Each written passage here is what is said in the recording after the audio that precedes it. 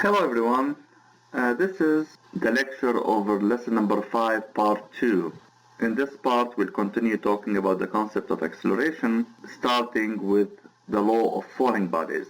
All objects that are dropped freely, meaning there are no influence on those objects while falling, they undergo the same acceleration, meaning they fall at the same rate. No matter how big they are, or how heavy, massive they are, or light, they will fall at the same rate. That's 9.8 meters per second. This rate, this constant rate of falling is based on falling freely, meaning there is no air resistance or any other forces acting on the object. So if you drop a feather at the hammer, in the absence of air resistance, the feather and the hammer supposed to fall at the same rate, meaning if you drop them from the same height, they will hit the ground at the same time. But of course in real life, where there is air resistance, heavy objects usually have the ability to displace the air better than lighter objects. Also, objects that have small volume are less susceptible to air resistance than objects with big surface area. So the feather will undergo more resistance by the air than a nail, for example, or a marble ball. If you drop an umbrella, for example, it will undergo more resistance than a penny. Let's see a short video over that. For example, in this video, we are going to drop a feather and a penny from the same height at the same time. We'll do this experiment first with the presence of air resistance. So there will be air resistance acting on the two objects. Let's see what will happen when we drop them from the same height at the same time. And feather drop simultaneously from the same height. They behave exactly as we'd expect, each falling at a very different rate. As you can see here in this experiment, the penny fell faster, and this is not because the acceleration due to gravity is different. It's because there is another factor, which is the air resistance. The force exerted by the air resistance on the two objects are not equal. We'll be experiencing more air resistance due to its surface area and due to the fact that it's lighter. Now what will happen if we do the same experiment but in vacuum, meaning if we evacuate this chamber completely from air or almost completely from air? What will happen to the two objects if they are dropped from the same height at the same time? The other. But that's only because of the effect of air resistance on the two objects. In a vacuum, a penny, a feather, and any other object will fall at exactly the same rate. So now vacuum is applied, with virtually no air remaining inside the glass tube. The penny and feather are now in a vacuum. When the penny and feather are released, we'll witness the law of falling bodies in action.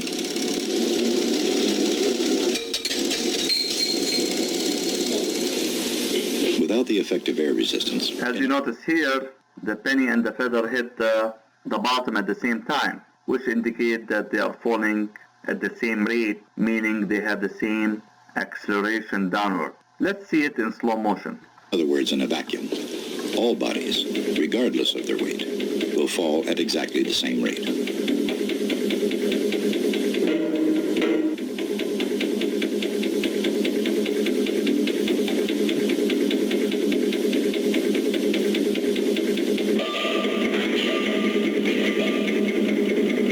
And there you are, they hit the bottom at the same time. Another experiment is on the moon here. 15 astronauts. One of the astronauts in the Apollo 13 mission did this same experiment where he dropped a feather and a hammer from the same height. Now notice here in the moon there is no air resistance because there is no atmosphere. There is no atmosphere in the moon, so air resistance is not a factor. And let's see what will happen here when he dropped the feather and the hammer.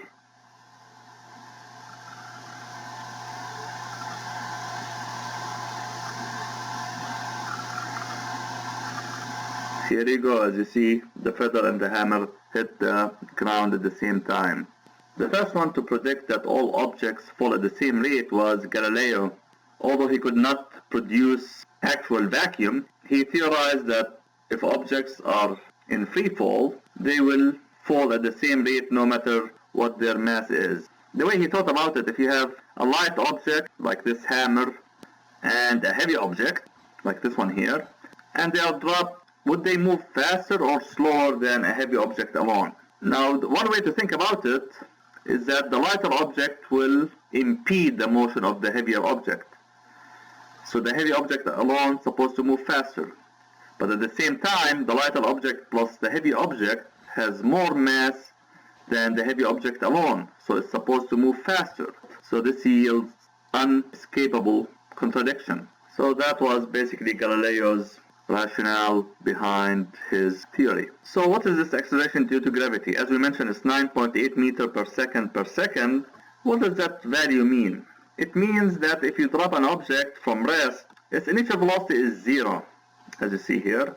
But its acceleration is not 0. Its acceleration is 9.8 meters per second. So after 1 second, its velocity will increase from 0 to 9.8 meters per second. Notice this is the velocity increasing. The acceleration will stay the same. It's 9.8 meters per second downward. And each second, the velocity will be gaining 9.8. So after 2 seconds, it will become 9.8 plus 9.8, which is 19.6. After 3 seconds, it will become 19.6 plus 9.8, which will yield 29.4 meters per second, and so on. Again, this is assuming there is no air resistance. In real life, because of the presence of air resistance, all objects will reach a constant velocity called terminal velocity. And this terminal velocity is determined by the geometry of the object, its mass, and the amount of air or the density of the air present. Okay, let's talk more about the relation between the acceleration vector and the velocity vector. And let's take this example here. So for example, you have this car going at certain speed, and it's 10 kilometers per hour toward the right. And let's say during that time, let's say at exactly 12, the driver stepped on the gas. The velocity will increase. Let's assume that the velocity increased from 10 kilometers per hour to 20 kilometers per hour in 1 second, meaning the clock reading now is 1 second past 12. So this is 1 second past 12, and the velocity has increased from 10 kilometers per hour to 20 kilometers per hour to the right. Let's try to calculate the acceleration during that period. Now, as we know, the acceleration is always equal to the final velocity, v sub f, final velocity, minus the initial velocity, v sub I, divided by the time taken, which is very much the final reading of the clock minus the initial reading of the clock. And you can see here the final velocity is what? From 12 to 1 second past 12, the final velocity is at 1 second past 12, which is 20 kilometers per hour. So this is 20 kilometers per hour, minus the initial velocity, which is 10 kilometers per hour. Remember, the initial velocity is at 12, the final velocity is at 1 second past 12. This is divided by the time taken. The time taken is the final time, which is 1 second past 12, minus the initial time, which is 12. The difference between 1 second past 12 and 12 sharp is 1 second. So the time taken here is 1 second. And this will yield what? This will give you the acceleration value. Let me write it down here. Which will be 20 minus 10, which will give you 10 kilometers per hour per second. So during that period, during this 1 second period, the acceleration was 10 kilometers per hour per second, meaning the velocity increased by 10 kilometers per hour each second. Now let's look at the second. So let's say here, let me use a different font. Let's say now in 1 second, the velocity also increased from 20 to 30 kilometers per hour. So that's 2 seconds past 12. If we stopped at 12 exactly, this will be 2 seconds past 12. Apply the same equation. Acceleration is the final velocity minus the initial velocity divided by the time taken. And now here the final velocity is what? We're talking about this time period here from 1 second past 12 to 2 seconds past 12. The final velocity is 30 and the initial velocity is 20. And those are in kilometers per hour. divided by the time taken, and the time taken to go from 20 to 30 is the difference between 1 second past 12 and 2 seconds past 12, or 1 second to 2 seconds, which is 1 second. And this will yield also 10 kilometers per hour per second. And notice in both of those cases, the acceleration and the velocity are in the same direction. The acceleration is in the same direction as the velocity, so the car is gaining speed. It went from 10 to 20 to 30. And in both cases, it's gaining 10 kilometers per hour each second. Okay, now let's assume that at 2 seconds past 12 exactly, the driver saw the stop sign and he stepped on the brake so hard that it brought the car to a stop in 1 second.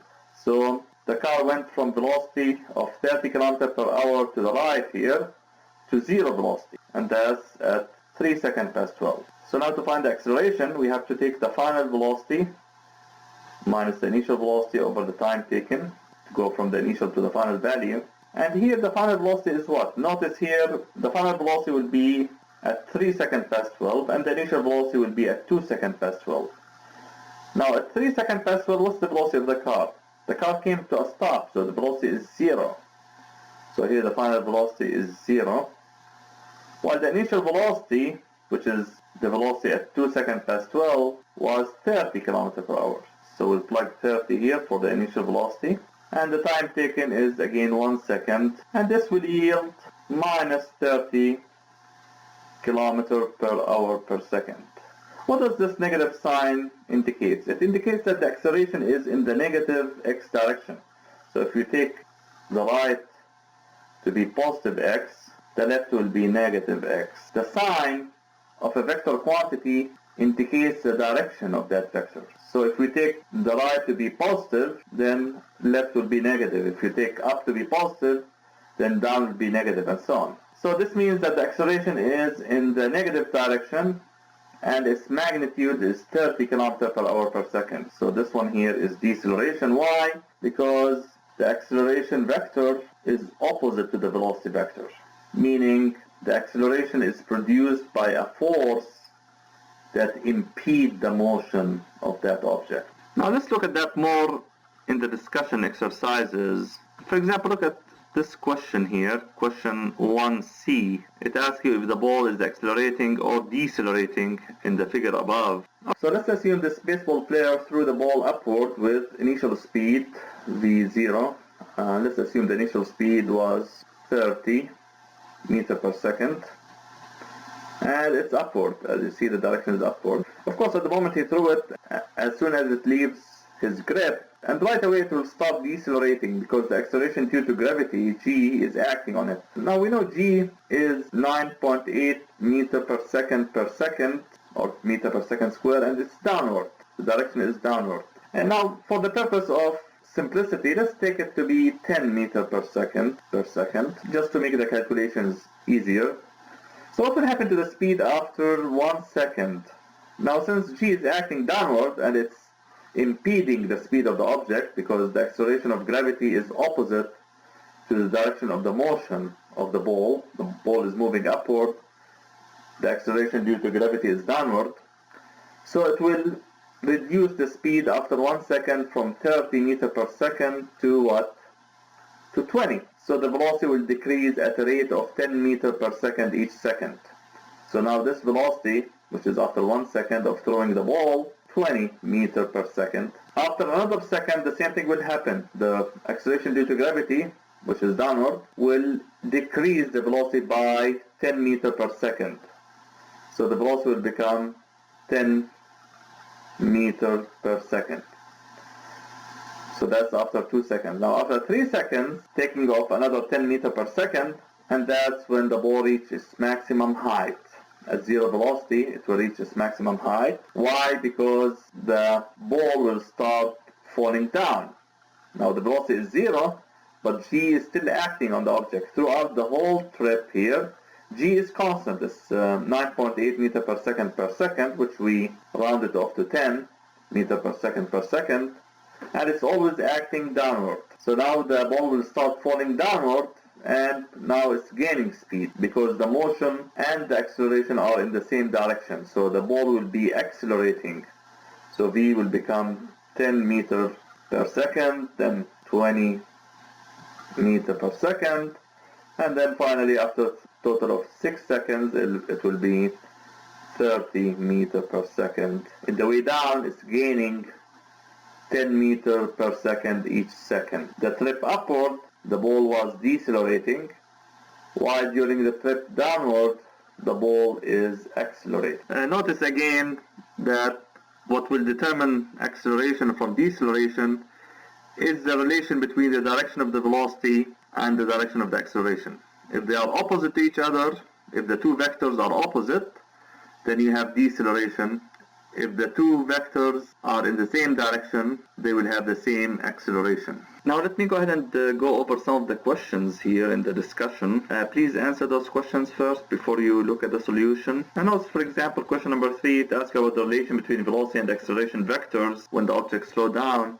Remember, when the objects slow down, this means deceleration, and as we mentioned earlier, in the case of deceleration, velocity and acceleration vectors will be opposite to each other.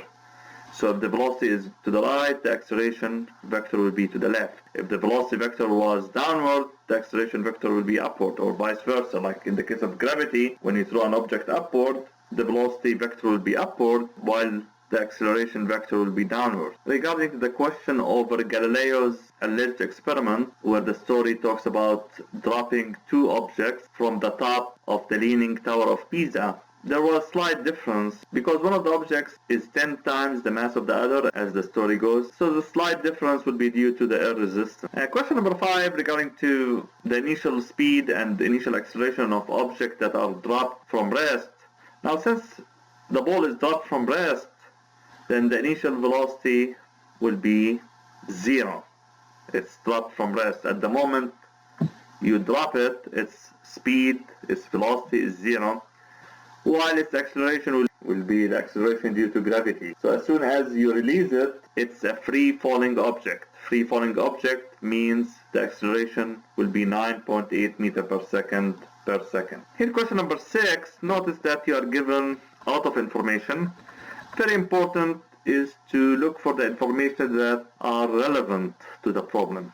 And here the problem is to find average acceleration in meter per second square. Now to find the acceleration, we need 3 quantities. Those quantities are the final velocity, the initial velocity, and the time taken. Since you are asked to find the acceleration in meter per second square, hence the unit of the velocity has to be meter per second, and the unit of time has to be second, so that we can get the answer in meter per second square. Now the final velocity will be what? If you read the question carefully, you see that the oil tanker will come to a stop from an initial speed of what? Of 8.3 meter per second. So the 8.3 meter per second is what? Is it the initial or the final velocity? The final velocity will be 0 because it came to a stop. The final status of that oil tanker is 0. It came to a stop. So the final velocity has to be 0. And the initial velocity is the 8.3 meter per second. How about the time taken? Now the time taken will be the time taken to go from 8.3 meter per second to 0, and that's mentioned here. It takes 20 minutes to come to a stop from a top speed of 8.3 meter per second. But 20 minutes is not in seconds, so we have to convert 20 minutes to second by multiplying it by the conversion factor, 60 over 1 minute, and this is multiplication, and this will yield 1200 seconds. Now we can divide the change in the velocity in meter per second by the time taken in seconds, and this will yield 6.9 times 10 to the negative meter per second square, and the negative sign indicates that the direction of the acceleration is opposite to the direction of the velocity, meaning it's decelerating, and that's expected because the oil tanker came to a stop. Notice that the value is very small. It's 6.9 times 10 to the negative 3 meter per second, and this is expected because the oil tanker is huge, it's very massive, it weighs 500,000 tons, so it has a lot of inertia, a lot of resistance, and that's why it takes 20 minutes to bring it to a stop from a speed of 30 km per hour. 30 km per hour is very much like 22 miles per hour. So it takes 20 minutes to bring it from around 22 miles per hour to zero speed. So you can see the acceleration is really small. So you expect very small number, and always ask yourself if the answer makes sense. So 6.9 times 10 to the negative 3, which means 6.9 millimeter per second, is really expected because the oil tanker is accelerating, or in that case decelerating, at very slow rate. A question in the homework, similar to this one here, or a little bit maybe different, is about a sprinter start from rest and is able to achieve a speed of 12 meter per second. So he went from 0 speed to 12 meter per second in 4 seconds. What is the sprinter average acceleration? And 12 meter per second is very close to 27 miles per hour.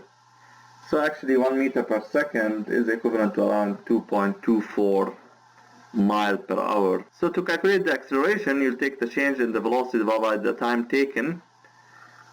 Change in the velocity will be the final velocity minus the initial velocity divided by the time taken to go from that initial value to the final value. And then you plug the numbers. The final velocity is 12, the initial velocity is 0 because he started from rest, meaning the initial velocity is 0, divided by the time taken, which is 4 seconds, and this will yield 3 meter per second per second. If you look at some of the questions in the homework, for example, question about when an object accelerates, then there is necessarily change in what.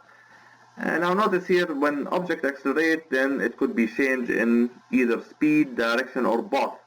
If you change either one, this will yield a change in the velocity, because remember, velocity is a vector quantity, and each vector quantity has two components, magnitude and direction. So you can change the velocity by changing either the magnitude, which is the speed, or the direction, or both. And since acceleration is defined as the change in the velocity, it's not only the change in speed or change in direction, it's either one, speed or direction.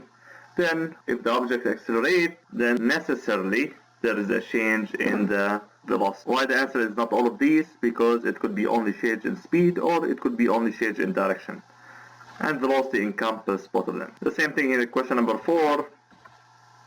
If the object accelerates in the direction opposite to the motion, this means that the acceleration and the velocity have opposite direction, so we expect the velocity to decrease. Remember, when the velocity vector and the acceleration vector are opposite to each other, it will yield deceleration. The motion will be deceleration, and hence the velocity will decrease. Yeah, object on an inclined surface here in question number 5 will also be under the influence of acceleration due to gravity, so the acceleration is constant, ignoring friction and air resistance. And notice here, unit of acceleration has to be unit of length divided by unit of time divided by unit of time, as we explained earlier in part 1 of lesson number 5. In question number 7, if the velocity of a body increases, we are sure that there is acceleration. Now, why is not number C? Why the acceleration of the body increases? Because the acceleration could be constant, as is the case with falling objects. It could be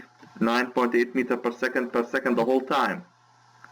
Okay, so it's not necessarily an increasing acceleration. It could be constant acceleration. It could be even decreasing acceleration. Question number 8, a freely falling object. Of course, the choice here is going with uniformly increasing velocity. Why is it uniformly increasing velocity? Because the object is falling with a constant acceleration, 9.8 meter per second each second, meaning the velocity is increasing at a constant rate of 9.8 meter per second each second.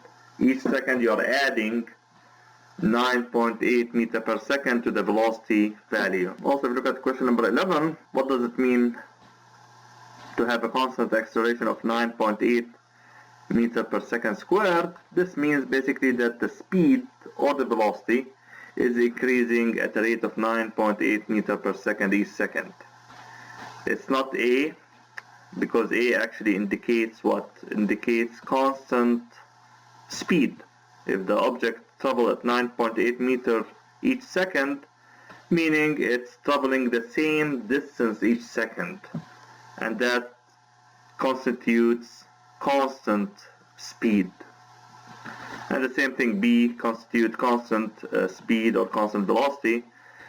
C constitute increasing acceleration, and the acceleration here is not increasing, it's constant acceleration. So the correct answer is D.